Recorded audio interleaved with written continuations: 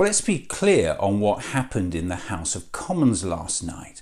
Conservative MPs voted down 10 new safeguards put forward by the House of Lords in order to wave through Rishi Sunak's Safety of Rwanda bill. And hold on to your seats for the amendments Tory MPs actually voted down. One amendment was to force the government's bill to comply with UK and international law. Just think about that. Tory MPs actually voted down an amendment that a government bill should comply with UK and international law. It's very clear what we're about. The whole country should be hanging its head in shame. The Prime Minister also wants to give the Home Secretary the power to defy orders by the European Court of Human Rights. It disapplies relevant sections of the Human Rights Act. The Prime Minister actually says that with a sense of pride. Human rights are universal.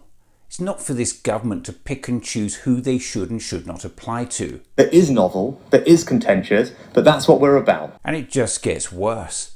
Tory MPs also voted down an amendment exempting victims of modern slavery and trafficking. And we've stopped them claiming modern slavery, right? Again, the Prime Minister says it with pride. It's absolutely shocking, and they didn't stop there.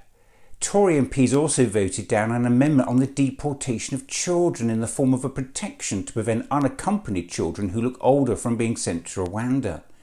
They voted down a new safeguard for people who have supported UK forces overseas. Just think about that. It follows concerns that hundreds of people from Afghanistan have arrived by small boats after fleeing the Taliban after working with the British military. The exemption from deportation would have shielded agents or allies who have supported British forces in an exposed or meaningful manner. It would have included their partners and dependents, but MPs voted it down, along with a raft of other amendments, including one that Rwanda could only be considered a safe country once the treaty measures have been fully implemented and are being adhered to in practice.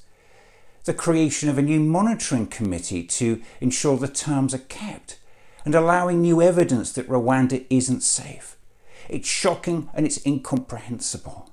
We are so much better than this. There is now only one question. Will the opposition in the appointed House of Lords try and frustrate the will of the people?